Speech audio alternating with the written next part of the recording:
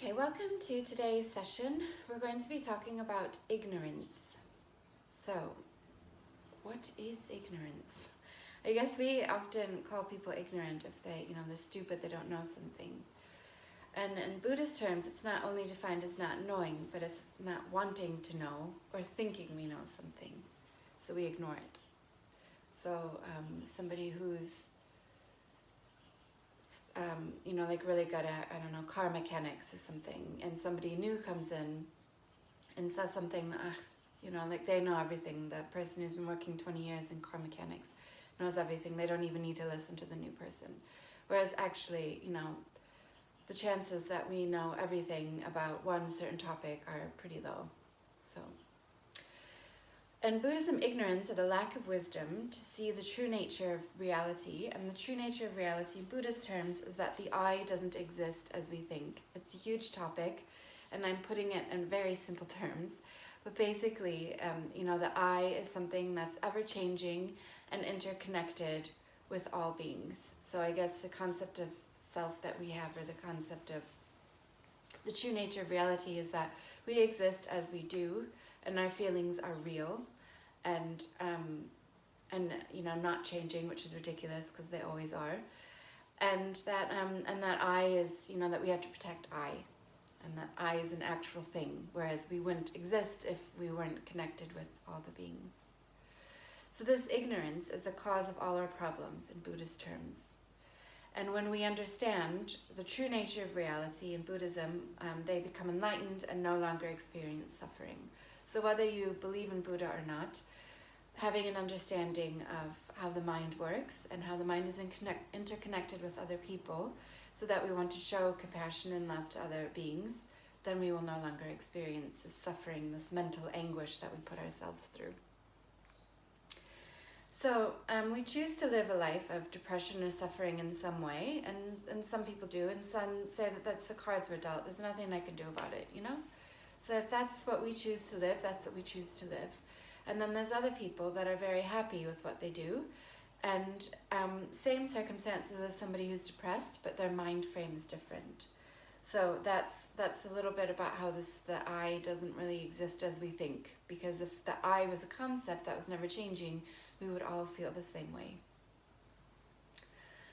And those people, I'm sure people have them in their life, or maybe they are themselves, and credit to you if you admit that, but there's people that always play the victim, so I don't know, because it's raining, maybe they always get flooded, maybe they've moved a few times and their house keeps burning down, or they keep getting laid off of their job, or all of these things happen at the same time, and it's like, oh, there's nothing I can do about it. It's just, it always happens to me. It's always my luck.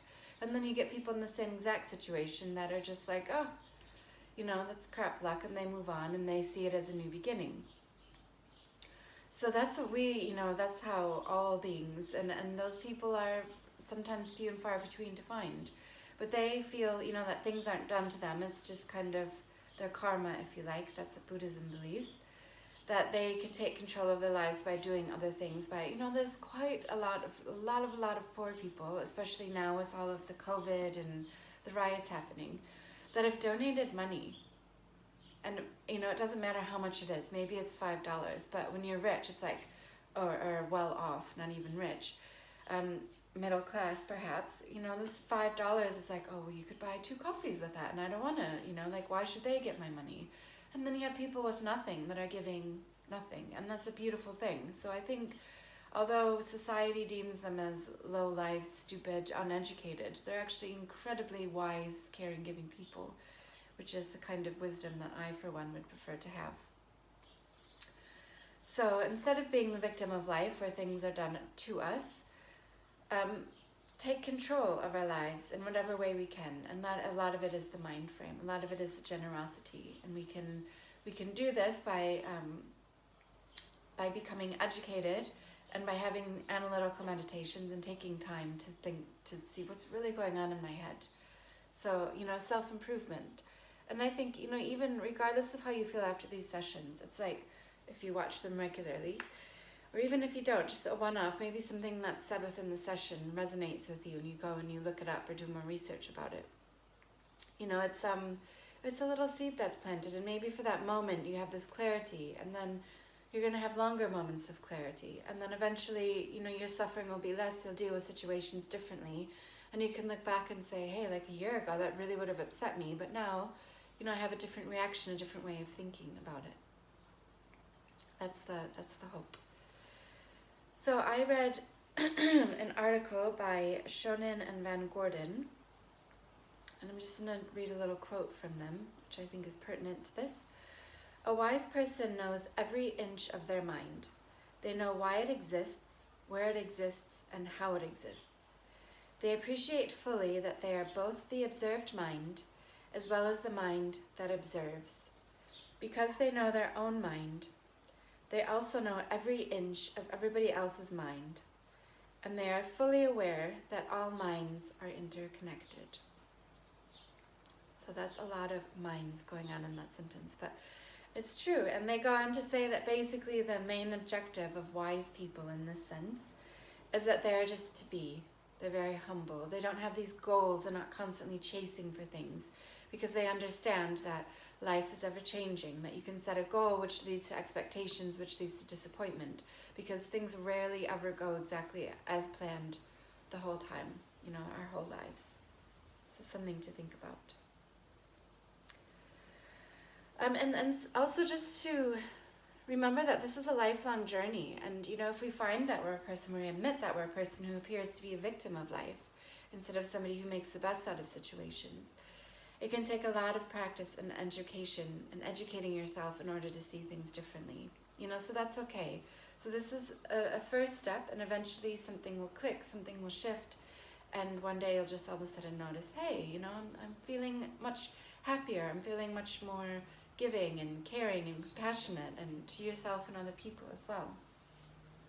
So with this meditation today, we're hoping to transform the thought, avoiding responsibility for one's own life, a lack of self-confidence, negative mind patterns and behavior, with study, critical analysis, which is what we're about to do, reflection and meditation, into wisdom, taking responsibility, feeling confident, thinking and acting positively for ourselves and others. So that was, I took that from the View on Buddhism website and made a meditation with those goals in mind. So let's make any movements that we need to do in order to prepare for the session. Oh, you don't have to do it what I'm doing. I'm just listening to the body and doing what feels right, just to loosen up a little bit.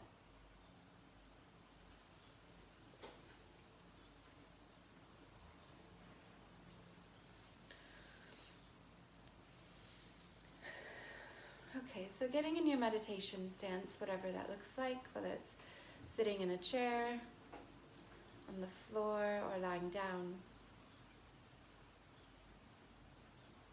And gently closing the eyes or finding a soft gaze.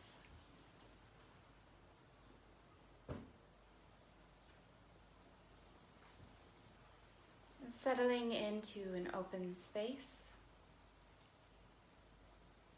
So somewhere which is endless. You can see endless land, endless water. Oftentimes the space is high up.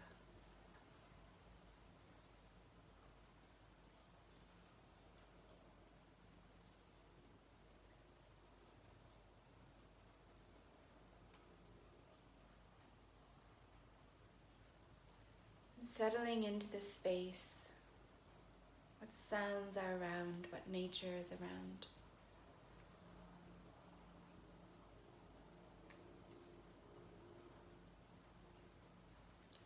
And remembering that this is a place where there's no judgment, there's no distraction from other people.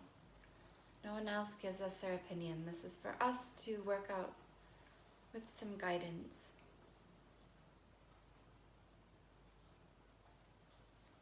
Be exploring various things today that only you can answer. I ask the questions, but you provide the answers. So we start to focus on the breath, inhaling deeply so that the belly, the ribs, the chest, the shoulders expand. And as we exhale, emptying out the lungs, the torso falls back towards the spine.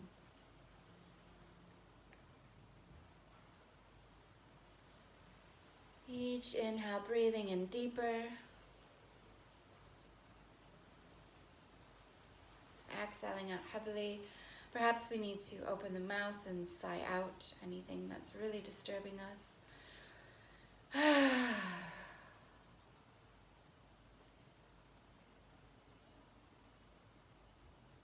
Inhaling a white light of strength, of personal strength, of personal power, of compassion. And exhaling a black cloud of unpleasant thinking, unpleasant feelings.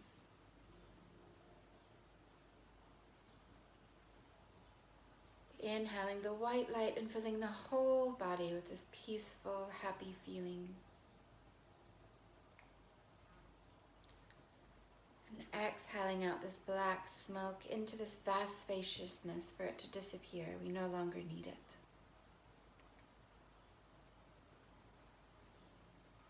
Gets transformed into this white cloud or this white light that we inhale through the body.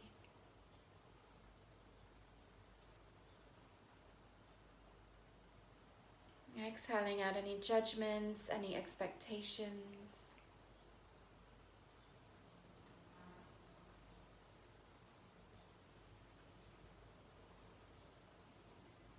With this open mind, this non-judgmental thinking, ask yourself, what do you avoid taking responsibility for? When things don't go your way, who do you blame?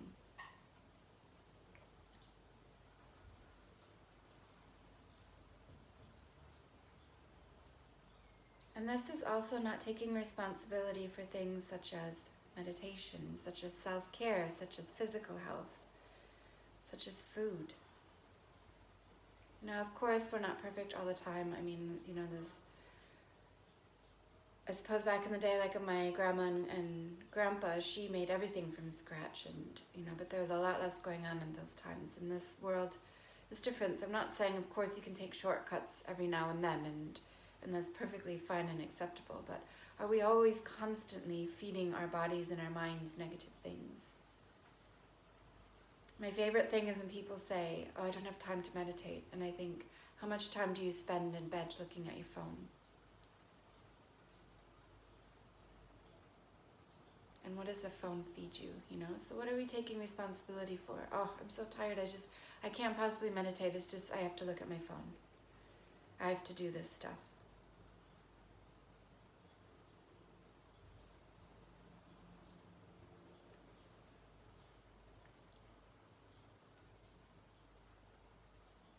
So who do we blame for things not going our way? The children? Who chose to have them? How are we raising them? What are we feeding them in their minds?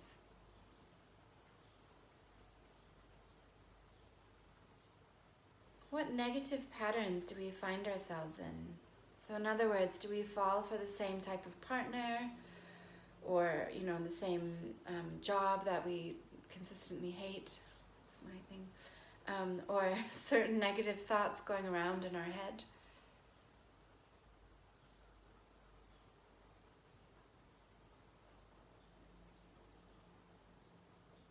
Take a moment to be kind and listen to what's going on in the mind and what patterns we might find. Or even this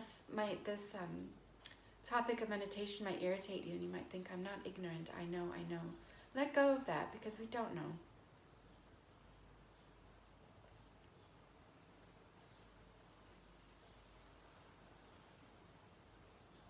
Very few self-aware people in the world, and when you think that you're self-aware, you're not self-aware. You're ignoring all of these things, so you might find something that surprises you.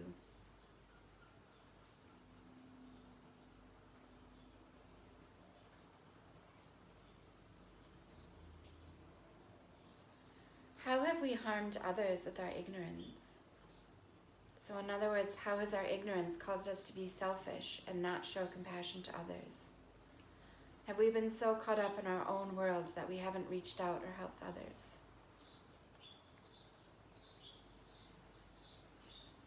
And again, this is a general thing, so don't get stuck on a point and think you're a bad person. We're exploring here. This is a non-judgmental space. We're getting to know ourselves, to take time.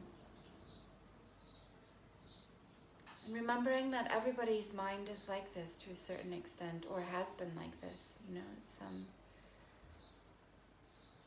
it's okay. There's a lot of not nice things about ourselves, and when we accept them and look at them, then we can start to work on them. Everybody is the same in that sense.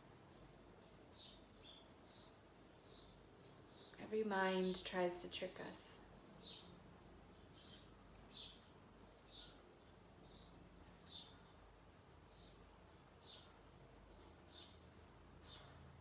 So if we move on to the next part of the meditation, truth seeking, what do we have control over?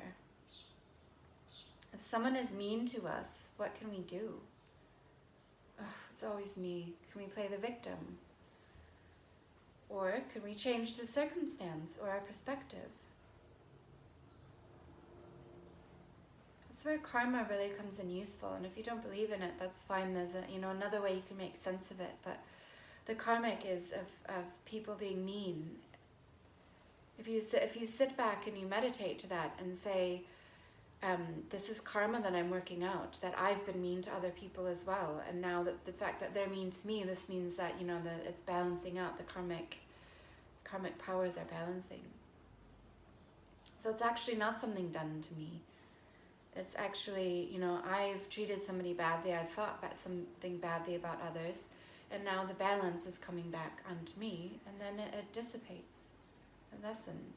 So actually, had we not been mean, there never would have been a reason for somebody to be mean to us. How can we change this perspective to become less ignorant, to become more wise, to have control over our lives?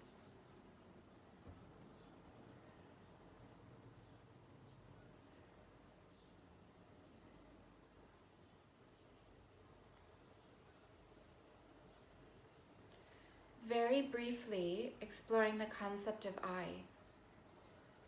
Is there really a concept of I? Can you define I? Where does it exist? Where does it sit? Does the I, can it exist independently of other people?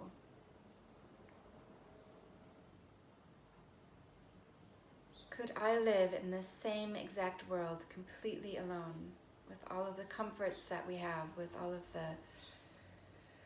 the buildings, the cars, the knowledge?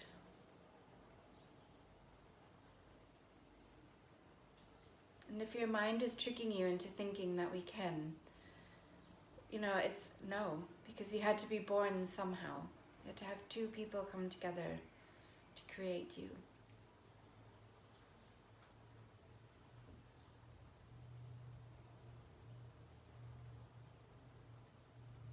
So I'm not going to spend too much time allowing you to meditate on that concept, because some people find it very distressing, actually, thinking of this, that this concept of I doesn't exist. So it's something to slowly introduce, and then it is less scary. So how can we seek this wisdom and lessen our ignorance? I guess the first question is, how can you start to feel as though you're in control of life? Gain this wisdom that we actually have, the ability to be wise and to see this nature of reality as it is. And I don't know to that question is perfectly acceptable. We're exploring, we're here looking and examining how nature, or the reality of nature. If you're feeling sad today or down today, that's not reality, because it's going to change. If you feel happy today, that's not reality, because that will change.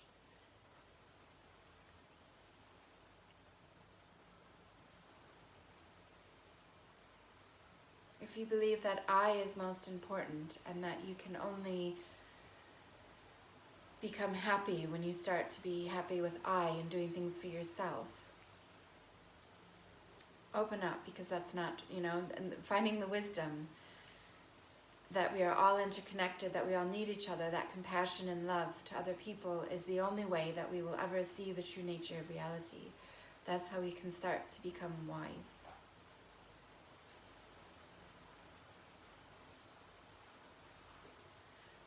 Ask yourself, how can I start to think differently? Is life really happening out of my control, or do I have control over it?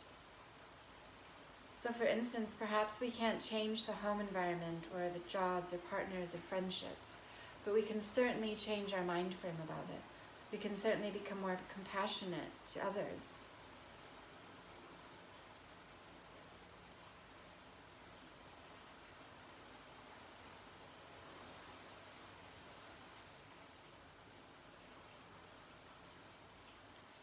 And starting to explore this interconnection we have with all beings. Am I the only person in this situation? Of course not. There are many people in situations. For me specifically, there's many people who are living alone in lockdown and loving it. And why is that? Of course it's due to personality, but with personality comes thinking, patterns of thinking. I think I must be around people to thrive, It's not really true.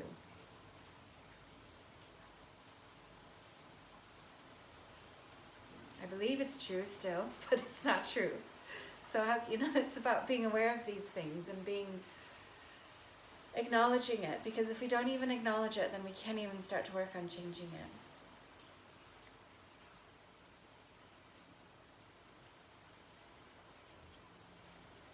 And spending a moment before we close in the meditation, thinking about how can helping others, even those I don't like, and removing this concept of I is the most important, place me on the path to happiness. So how can helping other people and removing the concept of I is the most important, place me on the path to happiness?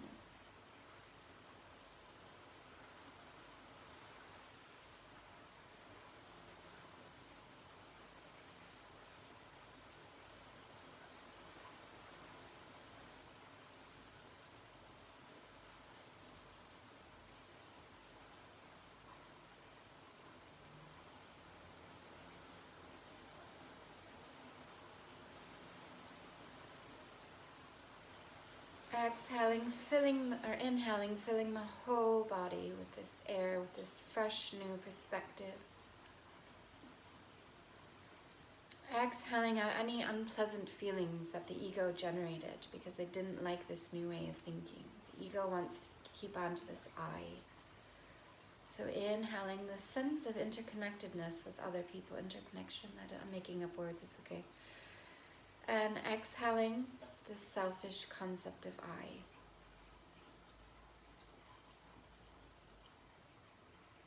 Taking out the rucksack and placing a tool or a learning lesson into your bag so that you can come back to it later whenever you like.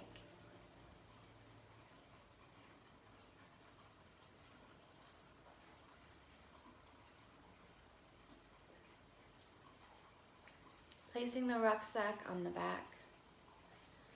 And with the eyes closed, coming back into and visualizing whatever reality you're in. So paying attention to whatever chaos might be going around you.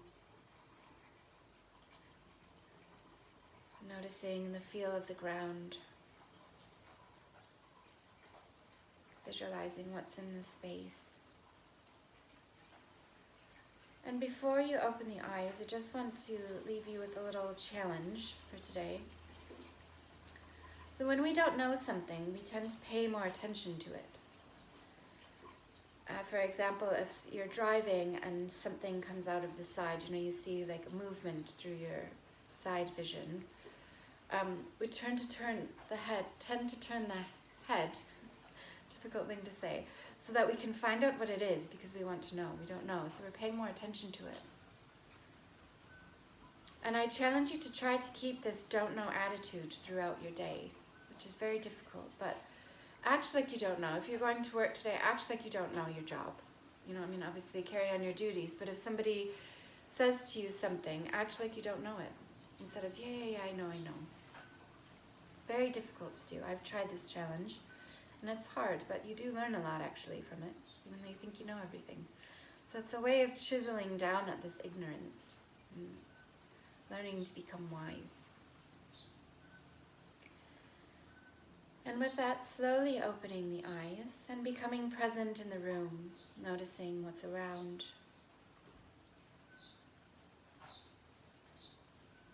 Again, inhaling the sense of belonging into this world, that we're all connected and we all need each other. Exhaling out this sense of I and ego. And dedicating this practice, as I recite the 4 immeasurables, to somebody who might need some extra support or wisdom today. May all beings of happiness and the cause of happiness, may they be free of suffering and the cause of suffering. May they never